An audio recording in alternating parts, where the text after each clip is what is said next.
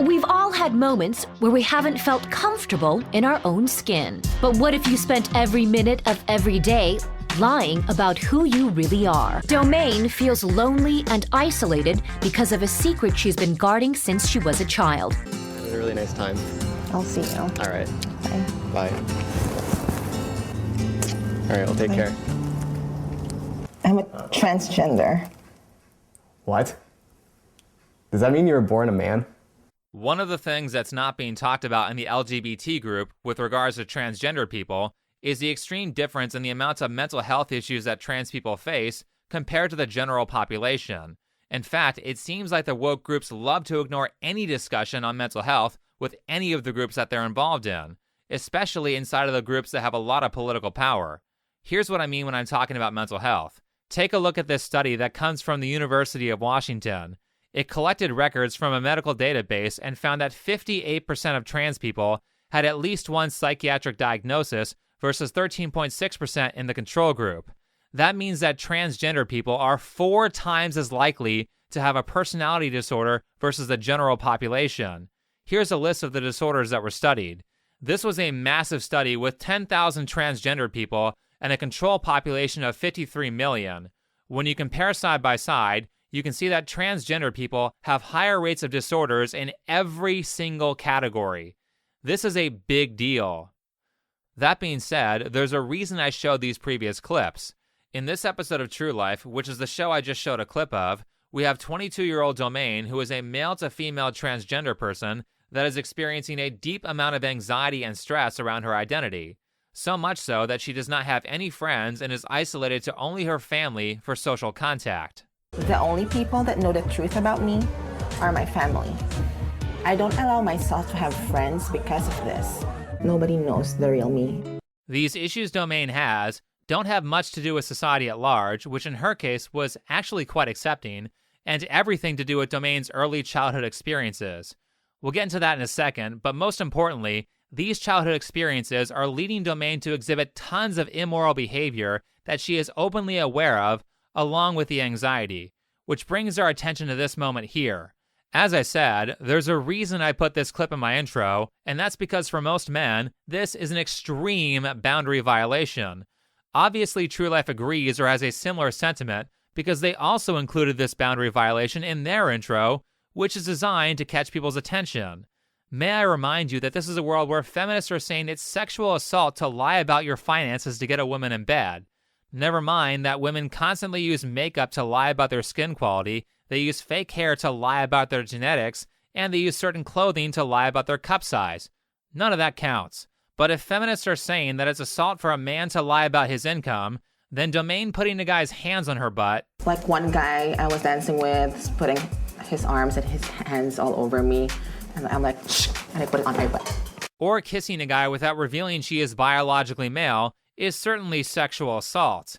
I guarantee you the guy Domain kissed ended that night with psychological problems and sexual identity issues after she told the truth.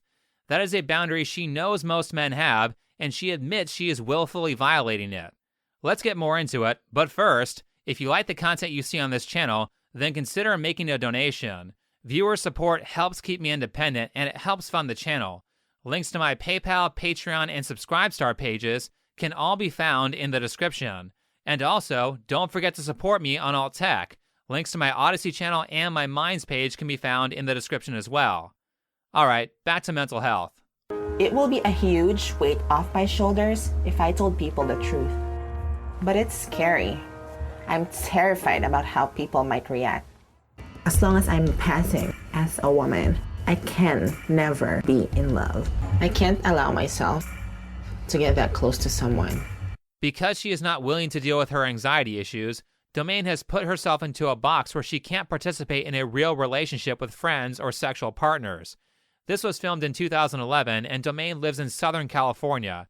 As a person who lived in Southern California during that time period, I can confirm that almost nobody cared if you were transgender. The part about not being able to find love kind of makes you feel bad until you start to realize that she is actively avoiding real relationships by manipulating straight men instead of going to a place where people will actually accept her. I can never be intimate with a guy. Look at this. The statement she just gave is completely untrue. The impression that she gives off in the show is that she is largely meeting guys at bars. Okay, how about a bar that's LGBT friendly? They did have bars back then for men who wanted to be in relationships with transgender females. Now, the LGBT group is not a high percentage of society. It's like 4%, so it's harder to find someone because it's such a small demographic. Fortunately, people have set up places you can go to find what you're looking for if you happen to be in that small group. I mean, holy crap, this is 2011. Online dating had been a common thing for almost a decade at that point. There are very obvious solutions to this problem, but Domain is avoiding them. This is why mental health treatment is so important, because when you are a trauma survivor who has not been treated like Domain, you will avoid healthy relationships on purpose and seek out pathological ones. In the event that an untreated trauma survivor does get into a healthy relationship, it will start to make them feel uncomfortable, and they will sabotage it by doing things like inviting other people into the relationship or anything that creates chaos. A lot of these people thrive on chaos and need to be in highly stimulating and/or dangerous situations. Domain admits to as much when she points out that she is aware that she might lie to the wrong guy and get violently attacked, yet she still engages in the behavior anyway. When it's actually a straight man that's trying to talk to you, I would prefer that you be honest with them. I am gonna instantly get a rejection, like, ew, go away from me. Well, then he's not the one. You're gonna come across somebody who realizes that you're not who you are, and there's a lot of crazy people out there. Well, the whole point is trying to avoid like violence after. Yeah, if anything, for me, that's what I've always been stressing out to you. You just be straight up with them. One thing I do like about True Life is that they are very aware of the importance of childhood experiences and very frequently show the histories of the people on their shows. The reason I go over this stuff a lot in my videos is because I want people to understand that if someone is cutting themselves off from the ability to make friends, if someone can't be honest about who they are, if someone is constantly manipulating people for personal gain, and if someone cannot handle or maintain a healthy relationship, it's because of negative experiences during childhood. This next clip will allow you to see where Domain is coming from. My mom always wanted a baby girl. When I came out, she's like, oh my God, it's a boy. When my dad suddenly snapped out of the picture, my mom was like, okay, I'm gonna turn this kid into a girl. Wow. I don't think she can see this, but that was really bad. There's a lot of stuff going on here, and young Domain deserved none of it. But before I go into detail, I just want to say that the main reason I show this stuff is to help you sympathize with these people, and so you understand that if a person is acting like Domain, it's because they have experienced some pretty harsh stuff early on in life. I've heard so many of these stories that I'm betting it's far worse than what Domain told the show in the minute of airtime they gave her. That being said, what do we have here? An abandoning father, a single mother who rejected who her child was and said, I don't want you. You didn't turn out the way I liked, so I'm going to force you to be what I wanted. That is just, my God. So both of her parents didn't want her, and now she feels like no one can love her, because her parents certainly didn't love her. No one who loved their kid would abandon them or force them to be the opposite gender because they didn't get the gender they wanted. And as I said, it's probably a lot more than that. I'm just sticking with the information that I have. Now, very frequently, the people who I talk about see these videos, so Domain, if you're watching this, I'm so sorry that you had to experience a deadbeat dad and a controlling mother like that. No one deserves to grow up like that. Kids have no ability to support themselves, so as a survival mechanism, they will just go along with what their parents are doing, and then create a narrative in their head to convince themselves that's how things should be. Because if they don't adhere to their parents' will, dire consequences await them. My mom still lives in the Philippines, so my cousins are really the only support system that I have here. My mom would dress me in fancy girly clothing. I embraced it because it's how I felt on the inside. My mom just seemed to know that's who I really was. So I've been passing as a girl ever since I was 13 years old. I'm not saying this is 100% of transgender cases, but no, Domain, this is not a decision you naturally came to of your own accord. This is something your mother forced onto you. You may feel like you came to the conclusion on your own, but as I said, when kids grow up in bad environments, in order to protect themselves, they create a psychological narrative to keep themselves out of danger. In situations where a parent is being outlandish or attacking them, the children, who are the victims, will very often blame themselves for their parents' behavior because that's the only way they can feel like they have control. I'll give you an example. Recently, I've become interested in the podcast of a child star named Jeanette McCurdy. She played Sam on a very popular kids show called iCarly. Jeanette suffered an extremely traumatic childhood with a mother who was probably not so different from Domain's. Jeanette had tons of mental issues all throughout her childhood because of this. However, she started getting treated in her early 20s, and now, at 29, from what I've seen of her, she appears to be a well-adjusted adult who can make healthy decisions. Though her story is for another day. She's writing an autobiography, and I would like to wait until that comes out.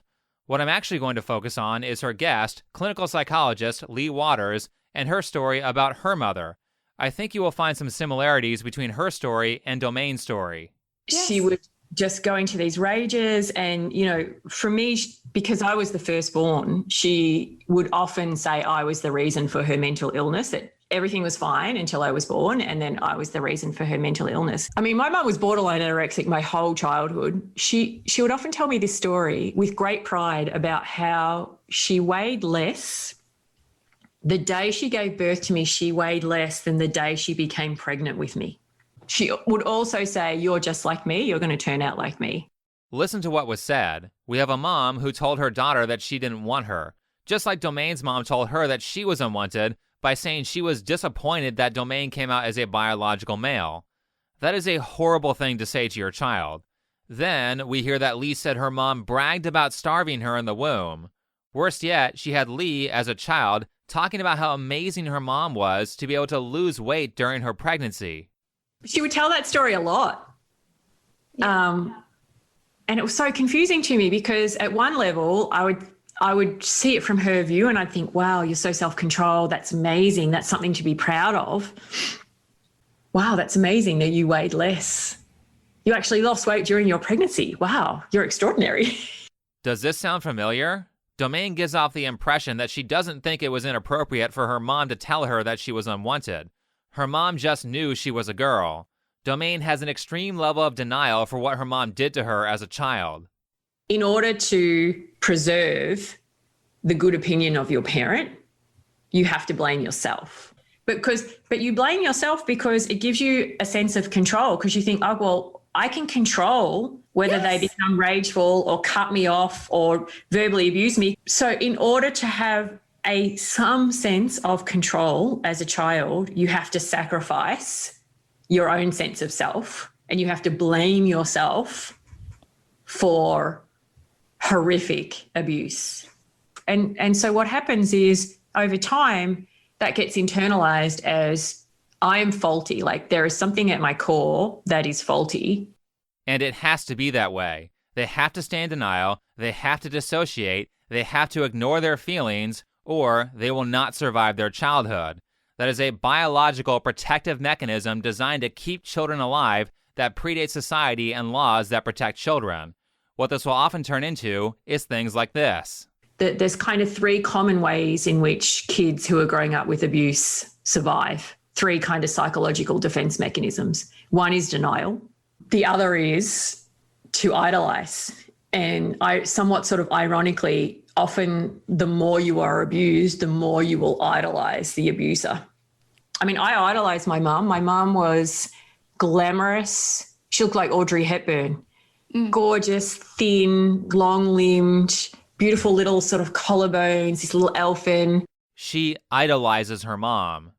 I'm trying to keep things relevant to Domain's situation, so I'm not talking about everything. However, I did link the video in the description, like I always do for my source material, so you can go watch it yourself, and I highly recommend that you do. But the full story is much worse than what is exclusively relevant to Domain. Lee's mom puts her children through all kinds of trauma while their dad just sits by and lets it happen. Worse, he enables the mother and tries to convince everyone that she is a good person. How else are you supposed to survive that if you don't idolize your mom and think her abusive behavior is your fault? This is my parent who should be loving me and who is pretending to love me and pretending to the world that we're this amazing family. That's one version of reality. To hold that version of reality beside the actual reality, it takes enormous psychological strength to be able to hold those two dissonant things together. And you can't do it as a child. You just split in two if you were. So you have to choose one or the other.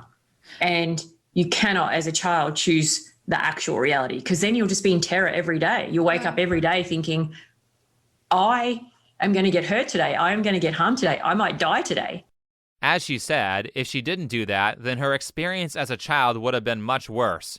Also because she was defenseless, and it would have just angered her mother into doing something much more abusive than what she was going to do.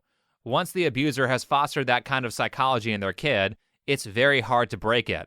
And Lee still had a strong attachment to her mother as an adult, even though her mom would say things like this. That, you think you're a qualified psychologist, but you're actually not a very good psychologist. You're just a bitter woman. You're just a poor lost soul. I have pity for you. She couldn't even say I was a psychologist. She said, you've had education in psychology, but you're actually really bad at it because all you want to do is blame me. Even into adulthood, well into adulthood, Lee has a PhD at this point and has been practicing clinical psychology for years. Well into adulthood, she still puts up with this. She still seeks her mother's approval. That's how powerful of an effect that trauma has on your psychology. That's Pavlov's conditioned behavior. Things you are conditioned to do as a child very much have a lasting effect on you into adulthood, and bad habits formed in childhood are very difficult to correct. Into her 30s and 40s, Lee is still denying the reality of her situation, and she is still looking for her mother's approval, because when she didn't get her mom's approval as a child, she got hurt. But there was still this little cord of hope that maybe one day my mum will just be warm and loving. Like maybe one day she won't be critical. Maybe one day she'll actually look at me and go, wow, you're a pretty amazing person. You've done great things in your life. You've helped a lot of people as a psychologist. You're world famous. You've written a best-selling book. You're a lovely mum. Like maybe she would see me for who I was. Isn't that insane? Even Jeanette, who had a mom just as bad as Lee's mom, created an idealized version of her mom who died 8 years ago, despite the horrendous abuse that her mom put her through.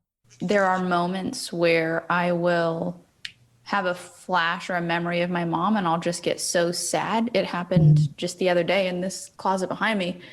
I just went, oh my God, I miss my mom so much. I said it out loud to my partner and I felt the lump in my throat and my eyes got watery. What will immediately happen then is I'll feel like she doesn't deserve this. She doesn't deserve me to feel this way toward her. How can she still be ruling me from she's dead? How can she still be controlling my emotions? Yeah. How is there room for sadness with the anger that I feel toward her?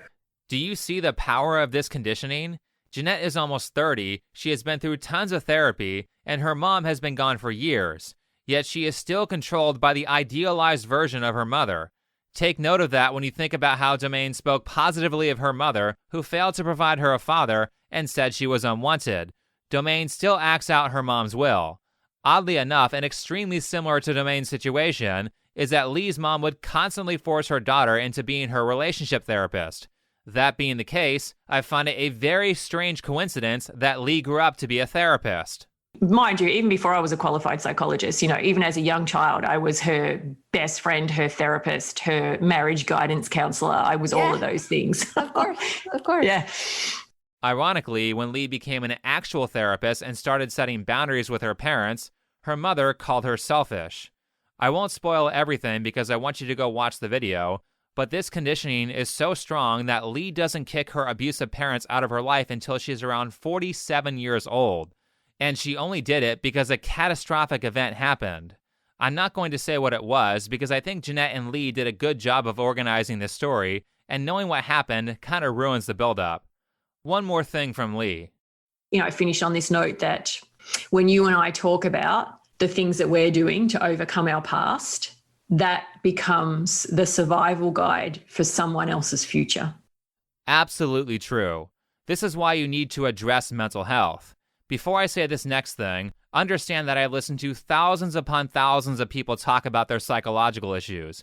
I have been studying psychology and mental health for 16 years. I listen to the experts, I've read their books, and I've had a reasonable amount of therapy for my own issues. So that's where I'm coming from when I say this. When you are talking about a community that has an incredibly high rate of attempted suicide at 40%, you are talking about a group of people who are not doing so because someone called them a bad name or misgendered them.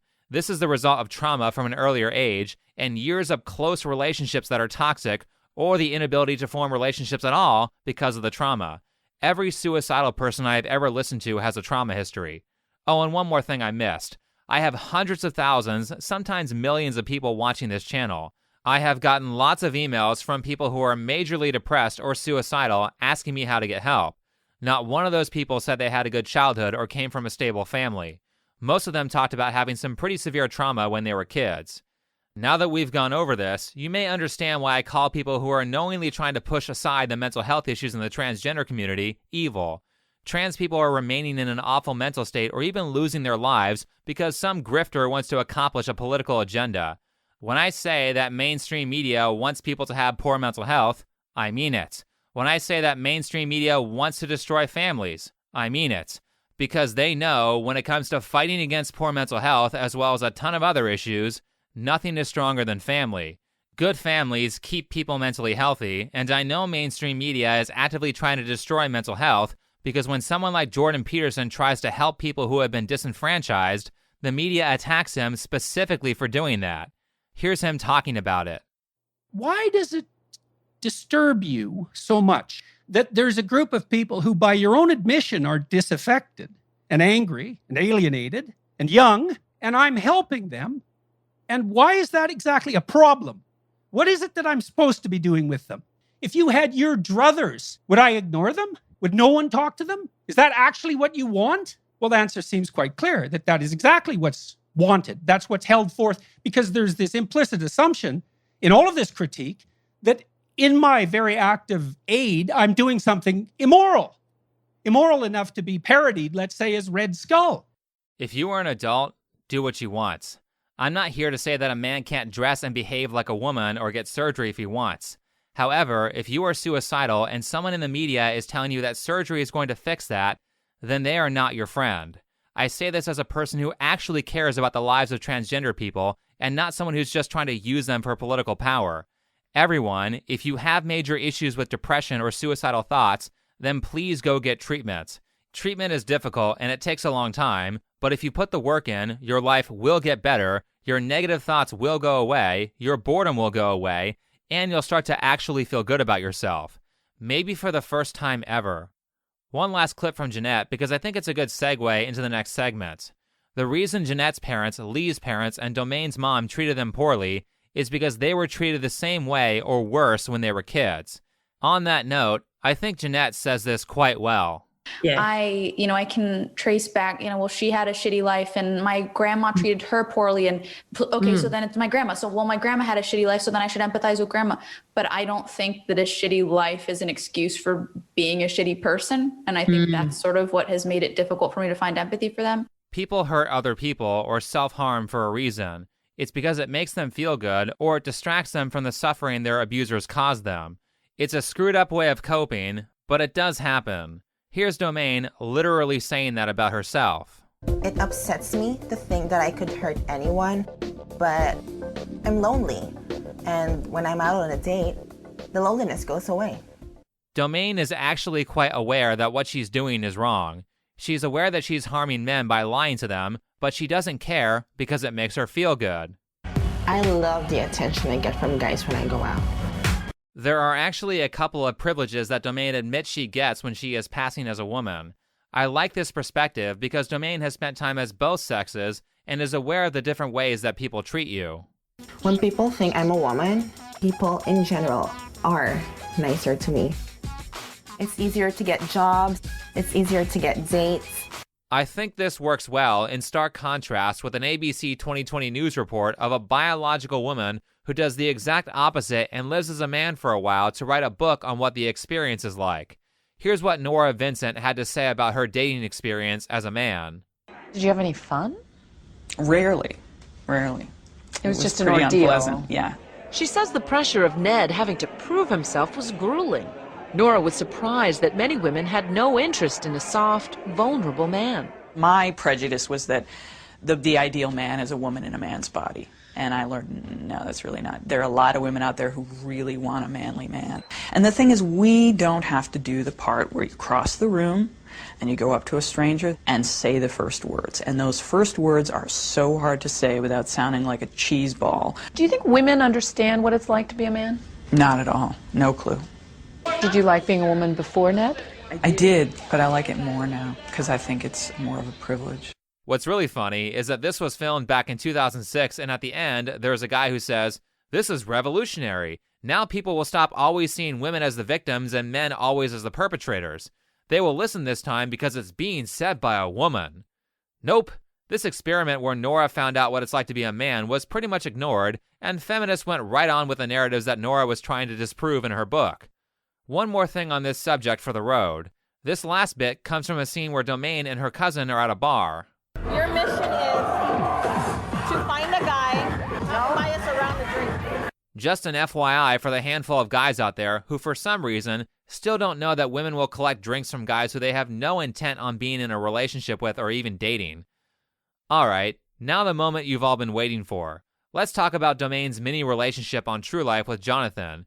Jonathan and Domaine met on Facebook, so Domaine does know what online dating is and is willing to participate in it. And as I said, she is very aware that what she's doing is wrong, and her family is not shy about telling her that. Tonight, I'm going on a second date with the guy I met on Facebook. My cousins are gonna help me get ready. So who is he? Some guy I met online. He's really nice. Does he know? What you're doing here, it's wrong because you're just lying and just playing games. And not everyone wants to play games. Look at that. A male cousin of hers blatantly saying, "Hey, what you're doing is messed up," particularly considering that Domaine is engaging in sexual contact with men who would probably be pretty mad that she is lying about her biology. This scene is actually the one that comes immediately before the piece I clipped earlier, where Domaine says, "I know what I'm doing is wrong, but I don't care because I'm lonely." Completely sociopathic. Other people aren't real to Domaine and don't have their own desires and feelings. She's the only one who matters. Another trait likely picked up from her abusive mom, who for some reason thought it was a good idea to say, "You're a boy? That sucks. I didn't want a boy, so I'm going to force you to be what I want." This is why people with trauma histories need therapy. They need that professional situation as a chance to form a healthy platonic relationship with someone who allows them to realize that other people exist.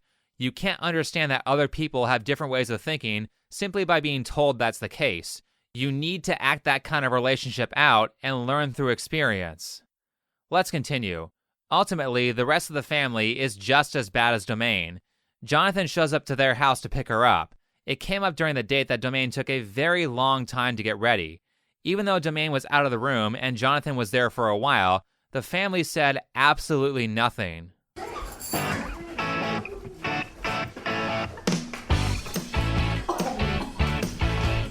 Yeah, how you doing? All right, bye everyone. Nice meeting everyone. We'll behave, don't worry. Yeah. All the people who sat in that room and didn't tell Jonathan what was up are complicit in Domaine's behavior. If you are going to call yourself good, then you have a duty to stand up to people or try to prevent people from doing things that are wrong. None of them did that. Next up is the date, and it's super awkward. It's good. It's good being here with you tonight, too. I'm blushing. Yeah. Wow, that was a long, awkward pause, and not a sign that you have good chemistry with someone or good social skills. That or both of them suck at conversation. Or, more likely, it's someone restricting themselves from saying something. Like when you ask someone a question and they give you a short 1 or 2 word answer instead of using that question to build a conversation. God, that's annoying when people do that. It's okay to have silence during a date, but both of them look super tense and uncomfortable. Silence with a person you don't know well should come from a place of confidence and not a place of anxiety. Speaking of red flags... So tell me more about yourself, what you haven't told me already. I pretty much told you everything already.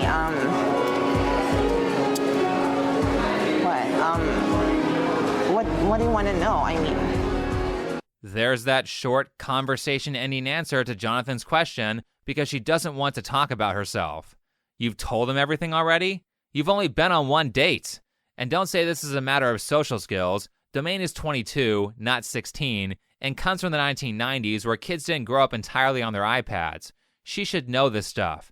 Sure, we had Game Boy back then, but battery life was short and it wasn't considered socially acceptable to play video games all the time or out in public. You would often get made fun of for doing those things.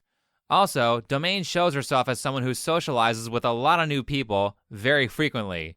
She should be a social champion at age 22.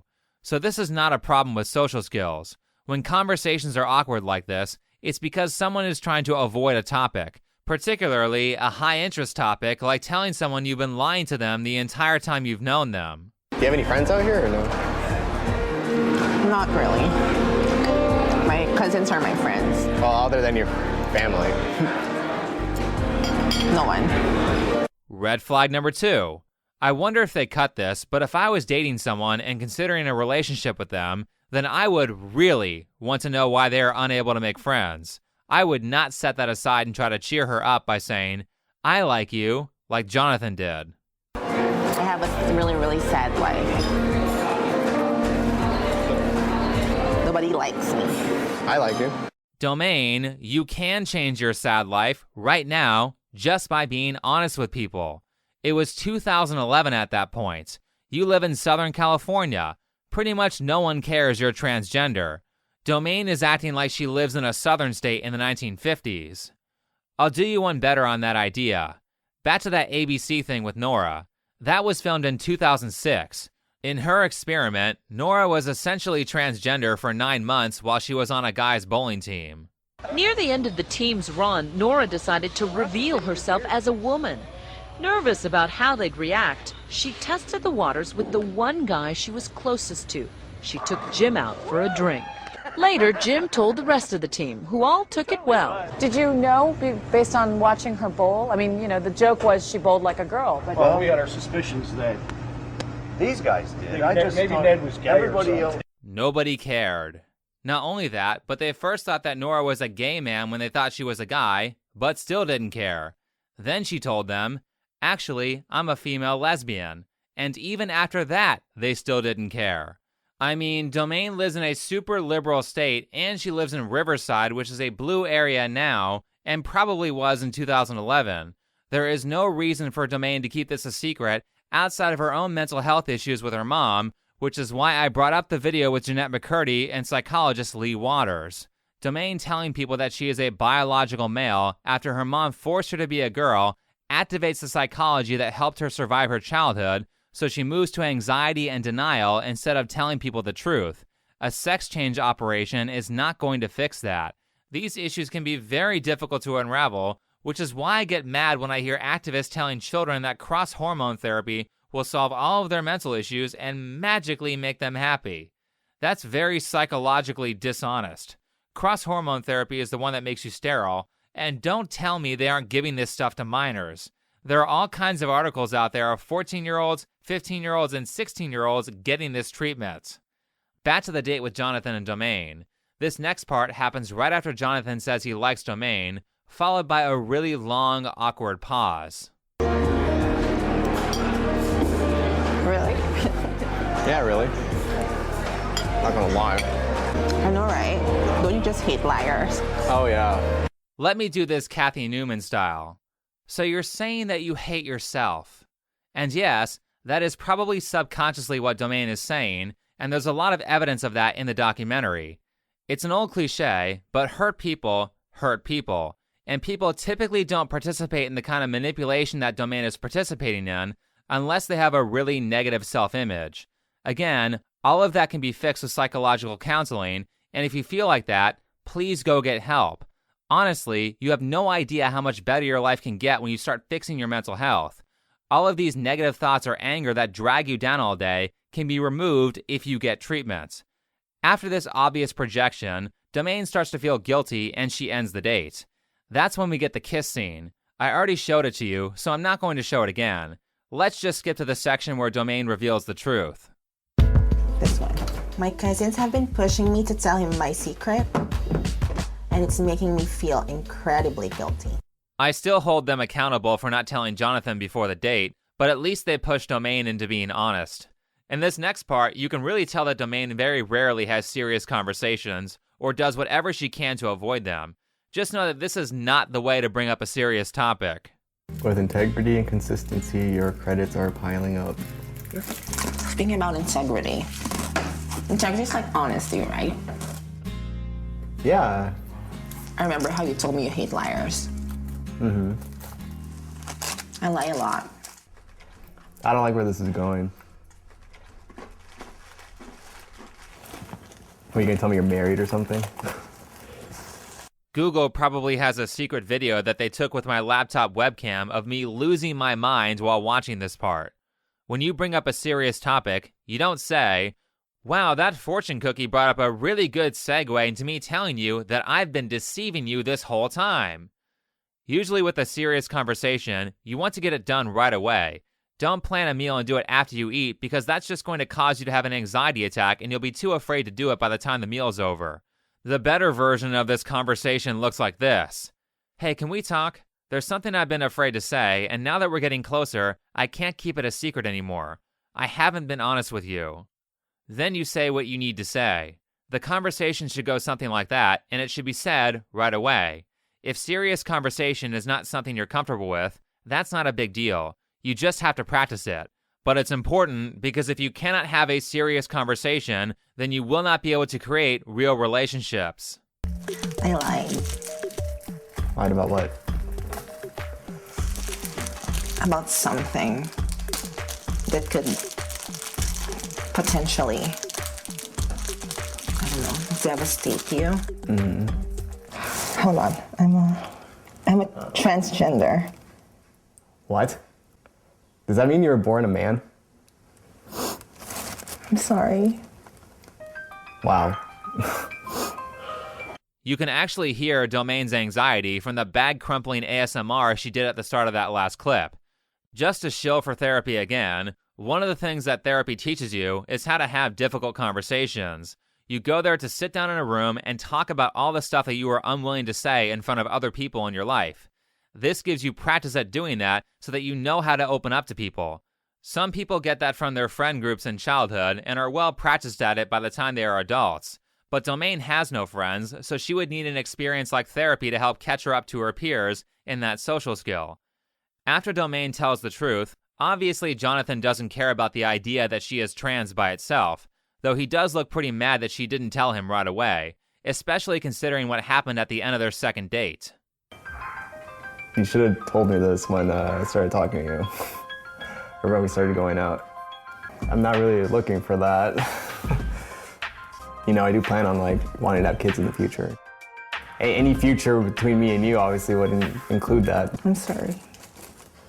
It's okay. I mean, the world's changing, and that's the way. That's the way the world is these days. I think he handled that pretty well. I wouldn't have been violent, but I would not have been so calm. I would have been really pissed, and so would most other straight men. There's a reason Super Straight was trending a while ago. Setting that aside, it turns out that Domain wasn't entirely honest again. It turns out that she did sort of have a friend. Benefit of the doubt, it could have just been a school acquaintance that she never invited into her personal life, so I guess that wouldn't technically be a friend. Anyway, Domain has a birthday party, and she invites Jonathan to it. Obviously, he makes an excuse for why he can't go, but Domain also invites her friend from college and reveals her secret to her.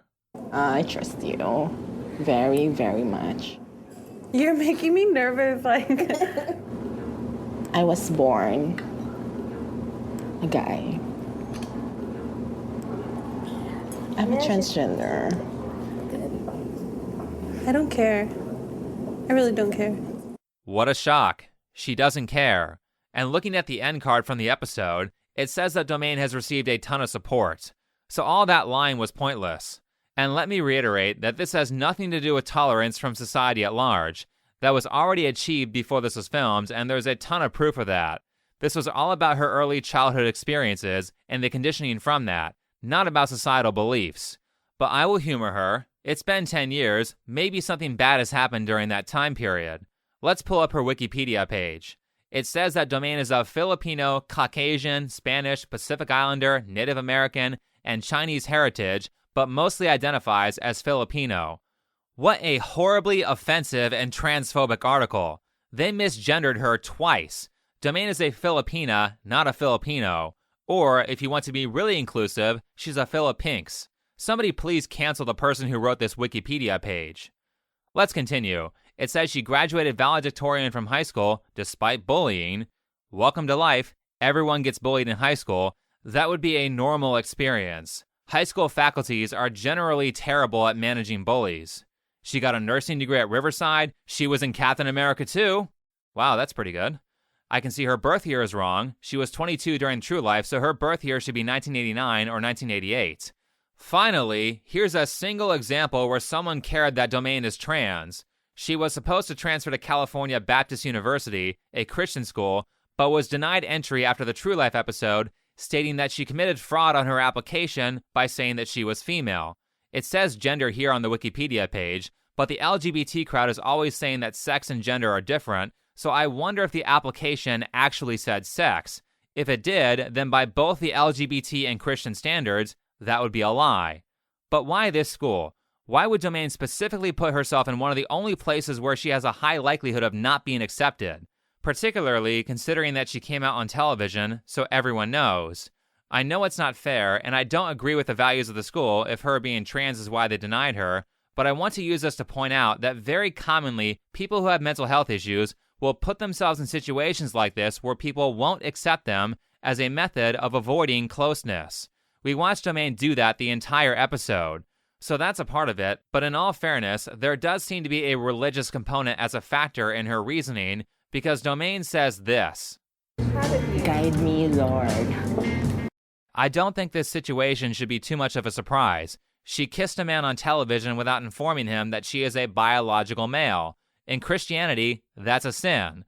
So of course this private university is going to be mad about that, and since they are a private business, they don't have to admit her. The judge mostly agreed with that and said that she couldn't attend classes at the California Baptist campus.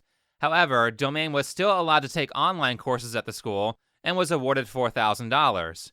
Now, I know this value is eroding in the modern day, and grifters have been using the LGBT movement to remove this right, but if you run your own business, you have the right to refuse service. This principle is called freedom of association. If you don't want to bake a gay wedding cake, the government should not be able to force you to bake a gay wedding cake. Forcing private businesses to serve customers is wrong. You may not agree with the school refusing to serve that particular customer. I certainly don't. If I'm running a business, you have money and aren't causing my business problems like damaging the property or stealing, then I don't care what your sexual orientation is. I want your money. But I definitely have the right to choose whether to serve you or not, because forcing me to do labor I don't want to do, or forcing me to work for someone I don't want to work for, sounds a lot like slavery. However, these activist groups promoting things like slavery should be no surprise because tons of them act like complete bullies. They do this in the form of cry-bullying, where they pretend that people are harming them to garner a supportive audience who will then attack the people that the cry-bullies say they are being oppressed by. Allow me to point you to this video by Truly. In terms of woke propaganda, Truly is the channel that just keeps on giving. The video is titled, My Trans Girlfriend Doesn't Make Me Gay. Yet another example of media companies trying to shame men for not wanting to date trans women, which is weird because if I bully or shame a woman into a relationship with me, they would call that abuse. But a title suggesting a man is transphobic or shaming him for not wanting to date a biological male pre-op or post-op is perfectly fine. Strange how these people never seem to consistently follow any of their principles. As for the video, I would like you to pay attention to this part here. The trans woman it covers is a YouTuber named Victoria Rose. She and her boyfriend Chris met on Tinder, and the video talks about their relationship. In one of the scenes, they pull out a laptop and start reading some negative comments from Victoria's channel. I want to focus on this part because it seems to be designed to display that she should get extra protection from mean comments because she is trans. Thus, it's cry-bullying. Hello, welcome to being a content creator on YouTube.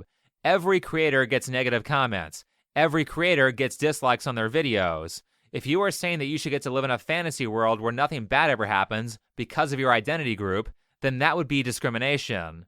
Let's take a look at some of these negative comments. But the couple have come up against a lot of prejudice about their relationship, due to Victoria being part of the trans community.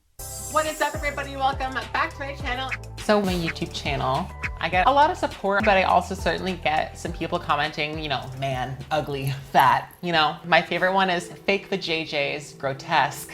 Have one saying, can I just point out the obvious here, not being rude, but just saying you will not be able to have a baby. Like, I do know. Comment number 1, 0 likes, meaning that no one agrees. I'll tell you a little secret of the industry. Any creator can find a really bad comment about them that no one agrees with. If the makers of this video are trying to say that this is a societal problem where tons of people are spewing venom at trans people, then this isn't very good evidence. Second comment, also 0 likes. One reply that we can't see. More importantly, this is not a hate comment, it's a criticism about being honest with her potential partners. Then she gets a proselytizing zealot. These people are in everyone's comment section, and they say things like this to literally every YouTuber. This comment is not even specific to Victoria being trans, including the part about Jesus being a man.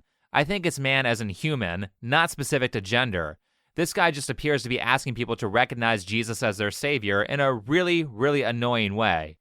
Honestly, this looks like a spam comment that this guy just posts on every channel. No likes, 40 replies, so he got ratioed. I guarantee you that most, if not all, those comments are dunking on this guy. 2 more comments. Hey, we actually found a comment that has likes on it, and it appears to be a compliment.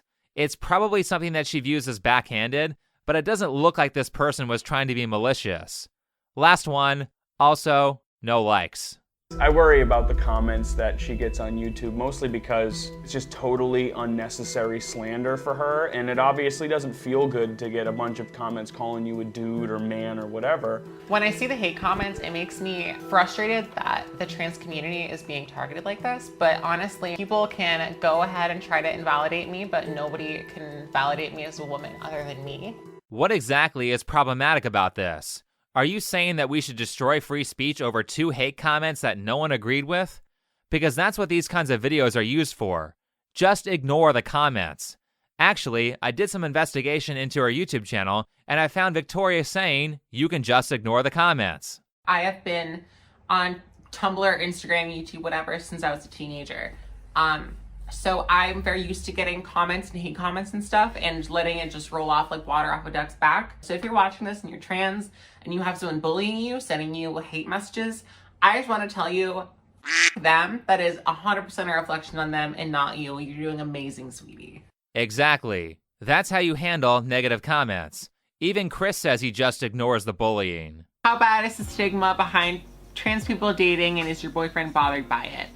I don't give a rat's ass what anyone thinks of me. I'm also not the type to care about my masculinity. Go ahead and call me gay behind my back. I don't give a... I don't care. This is a fucking alpha, bitch. I really haven't seen evidence that Victoria got bullied more than anyone else would because she's trans. One of the examples of bullying that Victoria talks about on her channel is being spit on. Kids spitting on each other or flinging boogers is not uncommon. She also said she was called gay and the F word. I don't know about children in the current day, but in my time, I didn't know a kid who wasn't called gay or the F word. Being called gay or an F isn't special, so I'm still not sure how being trans made Victoria's bullying any different from the kids who weren't trans. Of course, bullying sucks and kids shouldn't do it, but this is a fairly normal experience. Victoria says on her channel that she was bullied every day, but that again is still fairly normal, and there are tons of non-trans kids who get bullied just like that. Of course it's not right, but the Truly video is framing this as Victoria receives an amount of bullying that is outside of what non-trans kids experience, likely as a ploy for special treatment and a crackdown on free speech principles. The problem is that they haven't shown any actual proof that this is out of the norm. The people involved just feel like it's out of the norm. We also most certainly don't have evidence that she received any more hate on YouTube than the average YouTuber. Now, the great thing about watching roughly half of Victoria's content is I found a video where she says that the people filming the interview with her and her boyfriend told them to make their experience more dramatic to fit the narrative. I mean, what you gotta understand is there were videographers there that are, I mean, the show is called Love Don't Judge, so they're egging you on to talk about judgment that you face specifically for being, you know, either trans or disabled or, you know, whatever person they have featured on their series. You know, so the question was, how do you feel about the trans community being targeted like this? And I had to restate the question to my answer. That's funny though. I remember seeing this and being like, all right, that's a lot. So they did that sales thing where they ask a question in a way that forces you to give them the answer they want. That's not manipulative at all. Truly, Victoria and her boyfriend Chris are all at fault here. Victoria and Chris could have just played along by showing the comments, fine. But then they gave their "I'm being oppressed" speech, when the reality is that I have timestamps from multiple videos where they're saying they don't care about the negativity. They lied, and now videos like the Love Don't Judge video from Truly are going to be used to take away people's ability to speak freely, because videos like that are designed to shift the culture against free speech. And if you think that just includes censoring a few bad people making negative comments about trans people, then you don't know history. This always moves towards silencing political opposition, and it already has. Anyone who gives an argument against anything the LGBT crowd says is immediately called a transphobe, even when they are making simple criticisms like, "I don't think kids should be allowed to take drugs that sterilize them. They should wait until they're adults." It doesn't matter how nicely you say that. It doesn't matter if you say you aren't bothered by trans people and it's fine if they want to behave like the opposite sex. You will still be called transphobic, and whether or not they can actually prove you are intolerant of trans people does not matter, because the word transphobic is merely a political tool to silence people who have opinions they don't like. Gee, that sounds a lot like bullying. Speaking of Domain's situation, Victoria also believes that it's okay to have sexual contact with a straight man without disclosing she's trans. That's not okay. It's sexual assault. I will give her credit though, because while she admits she did this in the past to what sounds like multiple people, her current narrative on this is that trans women should always tell men about their sexual identity before engaging in sexual contact. However, as for the guy she said she, quote, hooked up with and admits to kissing, she still doesn't seem to feel like what she did was wrong or that she had to disclose her status to him. Today's video is all about my experience with a boy who didn't know that I was transgender. He grabs me by my chin to pull me in for a kiss. So he kissed me goodnight. The moral of the story is honesty is always the best policy. While I wasn't hiding or tricking him into anything, because this was a part of my private medical history. No, that's not okay. I mean, knowing that you have an STD as a part of your medical history and not disclosing that information before you have sex with someone is a crime. Now, whether trans people not disclosing before sexual contact is legally a crime or not is debatable. I have found a few examples of convictions for this behavior, but the point is, Victoria knows that straight men aren't okay with this because she says that she has withheld the information in the past so she doesn't get rejected. First of all, if I were to meet someone and go on a first date with them, if I go into it telling them that I'm transgender, that is going to just be all they see of me. That was a very PC way of saying, he will reject me. Like I said, I'm going to give her a pass on this because she doesn't do the behavior anymore, and because she tells her following to disclose their status. She also says she reveals that she's trans on her Tinder profile, so she no longer is doing that first date thing where she lies by omission, and then waits until the end of the first date to reveal that she's trans, where there is more social pressure against rejection. So that's good. I say this in a lot of videos because I do want to make sure that people understand that when someone does something wrong, they aren't guilty forever, especially if they are righting that wrong with changed behavior. By the way, for transparency, I have to leave reference links in the description to prove that these things were actually said, and to prove that I'm not taking things out of context. Allow me to remind everyone that those links aren't there so you can go spew venom at other creators. It's certainly not in my interest to promote a culture where every creator's fans all start attacking other creators because someone made a video. So do not attack Victoria or any other creator I make videos about. The purpose of this channel is to bring up modern issues and hopefully bring people together by finding some common ground. We aren't here to participate in petty drama. Writing a bunch of hate comments on someone else's channel does absolutely nothing other than fuel your own ego in the same way that Domain fueled her ego by lying to men so she wouldn't feel lonely. None of that actually results in changed behavior. In fact, doing such a thing will just push your opposition further into the beliefs that you disagree with. Changed beliefs come by showing good character, making good arguments, and being fair. Getting back to Victoria, in all fairness, she gets a pass on her past behavior because now she is technically doing the right thing. My only problem is that she is not doing it because she regrets what she did and is sorry. She's doing it out of self-interest. I by no means suggest that you should not tell guys that you're transgender. I think disclosure is always the safest option. Yes, it's the safest option. What about the moral one? Victoria, if men didn't see this as an extreme boundary violation, then you wouldn't be afraid of them getting so mad that they would become physically violent. Think of it this way. You said you got bullied in high school because people knew you were transgender.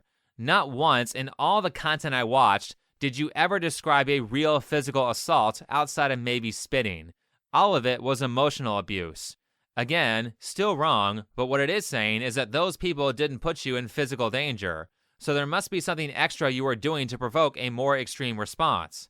And as a content creator myself, unless you have a really good reason, there is no way I believe that you would not have told that story if you actually got physically assaulted for being trans. That would get you a massive amount of views and support. Trust me, I know that Victoria, just like every other YouTuber with a sizable following, is not above doing what it takes to get views. It seems to really, he's making this for views, of course, the same reason why I'm making this. Welcome to YouTube. We're all here to get views.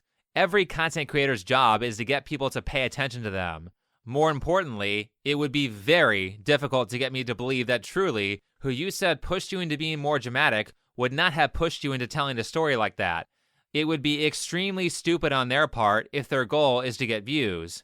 That being said, what exactly have you done differently to push a demographic of men who were never physically violent before into physical violence? They must feel like they were deeply wronged. While I don't think that violence is the answer, I do think that people are allowed to have their preferences. Victoria certainly has her preferences. She says she won't date gay men. From that point on, I just stopped dating girls and only focused on men. I dated and interacted with some of the gay boys that I went to school with, and while they were all mostly very nice, I just wasn't into them because I wasn't into gay men, and I'm still not clearly interested in gay men. Victoria is not the only trans person who has her preferences. I have another trans YouTuber, Adia Danielle, saying most trans people don't want to date other trans people. Would you date a trans man? So a lot of trans girls would answer so fast and say no, which I think is so stupid because like you're asking straight cis men to like accept you and then you're not even gonna accept trans guys. Yes, that is hypocritical, isn't it? Fine with me though. People are allowed to have their preferences. If transgender people don't want to date other transgender people, that's okay. You shouldn't be forced to date someone you don't want to date. Oddly enough, in an attempt to shame men who don't want to date trans women, this YouTuber actually ends up calling transgender people transphobic. So when a guy sees my outside, which is the part that was wrong when I was born, and he likes me and he wants to get to know me, and then I tell him that I'm trans, and then his whole idea of me changes, that's like a little bit transphobic.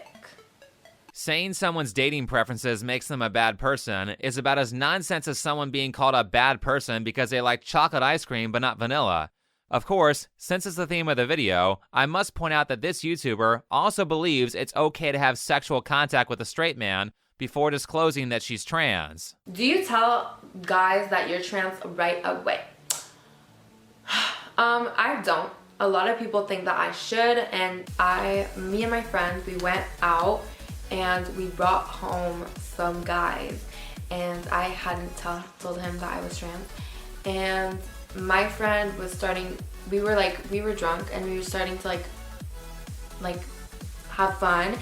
I'm guessing that all these trans people expect us to respect their boundaries, so please respect straight people's boundaries. Like I said, it's great that some trans women like Victoria are telling people to disclose their identity, but stop telling them that violating people's sexual boundaries is not immoral. It's sexual assault. Alright, enough of that. Let's get back to Victoria's channel and let's get back to mental health, because mental health is all about maintaining proper boundaries. Everyone makes mistakes and screws up socially. That's not a problem. However, it is a problem when people make large boundary violations, and when people start making large boundary violations, I start asking questions about early childhood history. Now, finding information about Victoria's childhood was extremely difficult. That's the reason I watched so many of her videos. I basically watched almost everything that was not a makeup tutorial. What I did find is that Victoria most certainly experienced some bad stuff as a child. Even if she doesn't say what happened, I have listened to tons of people talk about their mental health and their early history. People follow very predictable patterns, and I have a pretty good idea of what was likely the worst thing that happened. However, Victoria seems very intent on not sharing this information, so I will respect that boundary and not say what I think happened in her past. She may just not want to share it because she wants to keep certain parts of her life personal, which I see no problem with. Or she may not want to share it because that's not something that she's ready for yet. I will say this though, if you are not sharing this information because you can't talk about it, even to people who are close to you like your boyfriend, then you need to go back to treatments. A part of recovery is being able to talk about this kind of stuff. So I'm not going to throw in my prediction based on the patterns that I've seen, but I will show proof of Victoria stating that she had a bad childhood. But I had a very troubled upbringing, so. She also talks about some of the mental health issues that she's experienced. I told my parents that I wanted to go to therapy. I wanted to go to therapy for so many different reasons because I definitely had a lot of other issues. I had an eating disorder for years. I self-harmed. I just hated my body and myself so much. I wish I could explain to you how much I absolutely hated myself. Anorexia and self-harm are some pretty severe issues because both of those things can kill you. There are many other problems that she talked about, but these were the most severe. Usually if you get to the point of anorexia, a lot of other things are going wrong, so I'll say what I said with Domain. Victoria, I'm sorry that you had to go through something so bad that it would lead you to wanting to hurt yourself. And for those people who haven't experienced deep self-hatred, it's like torture. It's so bad that running a razor blade across your arms or legs to help numb the pain seems like a good idea. She didn't deserve that, which is why people who harm children are the worst kinds of people. The damage far transcends the initial abuse. Victoria said she went to therapy for those issues, which is great. That was a smart choice. She said that she noticed that she was having problems and went and got help. That is exactly what should be done. Do not ignore mental health issues. That will destroy years of your life. Unfortunately, Victoria states that she only went to therapy for a year. As someone who said that she has a lot of psychological problems, 1 year is not enough. Severe psychological problems take around 5 to 10 years of mental health work to resolve or learn how to manage. The reason it's like that is because while pathological behaviors may go away for a little while after the initial treatment, they have a tendency to come back if they aren't treated with the proper amount of time and effort. After watching her videos, I can tell that Victoria is still experiencing mental health issues that need treatment.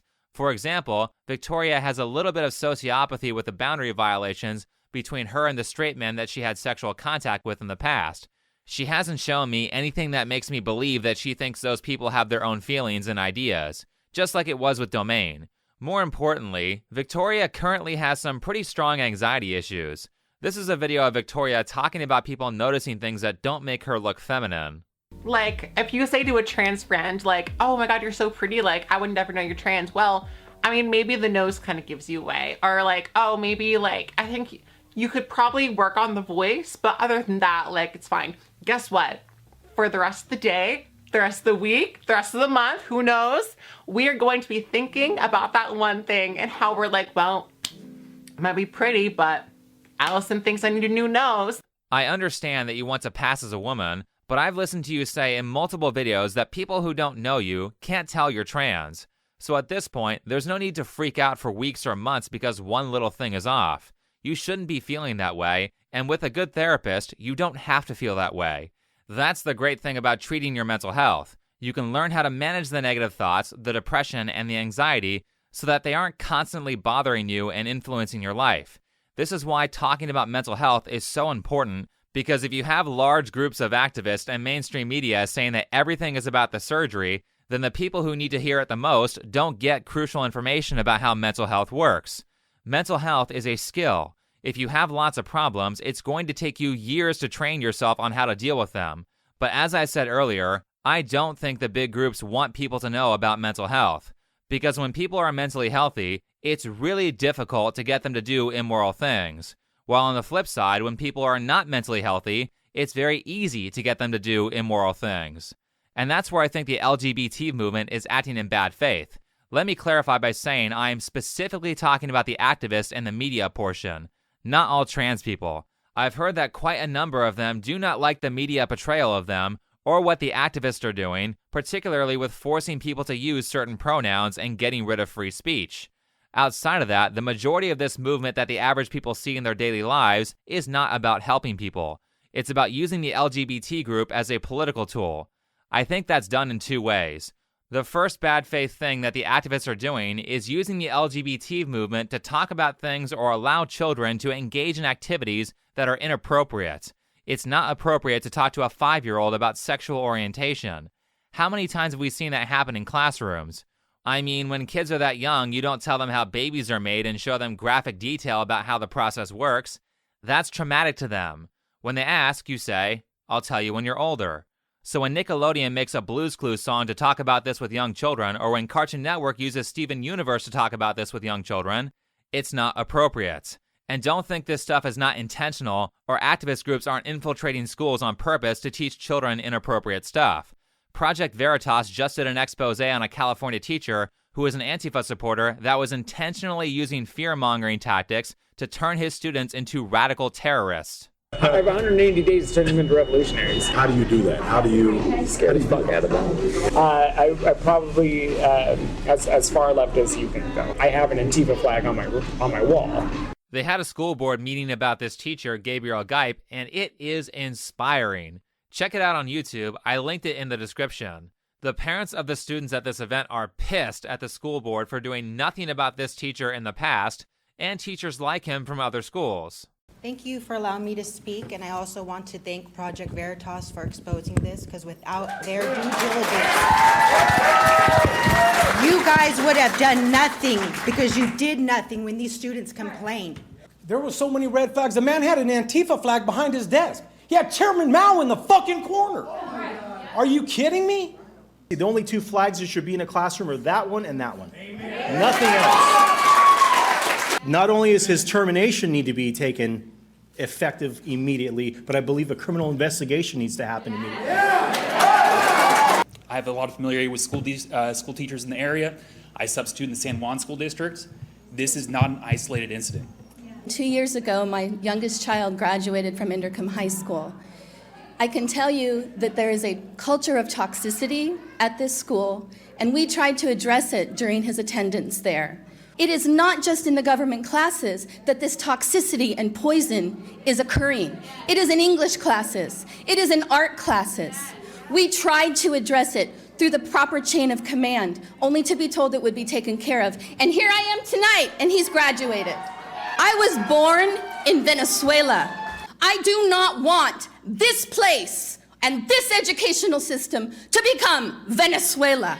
At the time I'm recording this, he's being investigated, but it looks like he's going to be fired thanks to Project Veritas. Unfortunately, the teacher said he wasn't the only one in the school who sympathized with his ideas.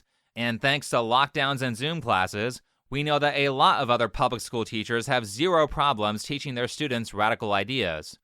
On this subject, because we are talking about transgenderism in children, I want to say this next thing because a lot of people were telling me in a previous video I made that kids are not being given cross-hormone therapy. The people said that kids are being given puberty blockers to give them time to turn 18, and then if they still want to transition, they take the hormones. That is completely untrue. If you just do a simple Google search, you can find many examples of minors taking opposite-sex hormones, which will sterilize them. In fact, Victoria is an example of this. So when I was 14, I was seeing a therapist. I had let my therapist know that I was transgender and that I wanted to come out to my family. And I got on hormones a couple, 2 months, I think, after I came out. I started my transition back when I was 14, and one of the first steps to a physical transition is something called HRT, or hormone replacement therapy. I haven't done the numbers on this, so it may only be a few kids who are doing it right now, but make no mistake, if no one says anything about it, then it will be normal to prescribe kids cross-hormone therapy. This is an Overton window issue, and the reason why the media is writing stories about these events is because they are slowly trying to push the boundaries of what is socially acceptable so that sterilizing children becomes okay. It's not okay. And it's not just mainstream media doing this. I have also seen big channels on YouTube promoting the use of cross-hormone therapy in children, and pretty much every channel with a transgender host I've watched has promoted the use of this medication for children. They are trying to make this the norm.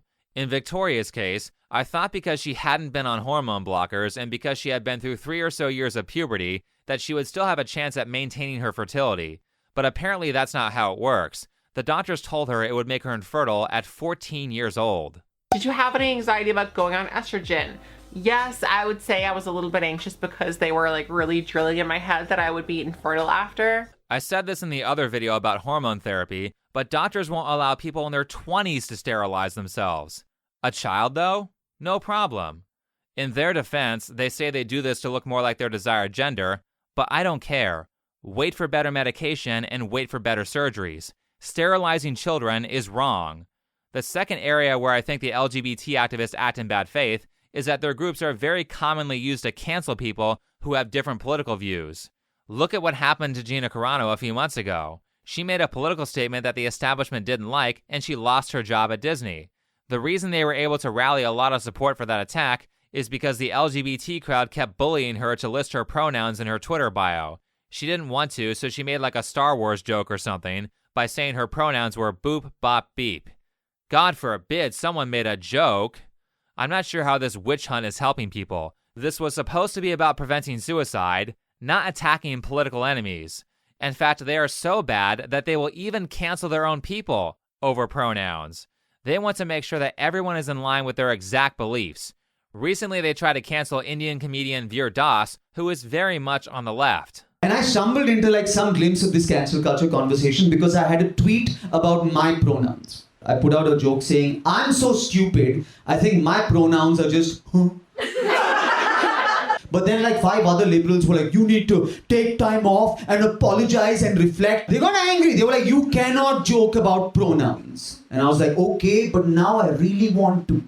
Because to me, saying that you cannot joke about pronouns is the equivalent of saying you cannot joke about the government.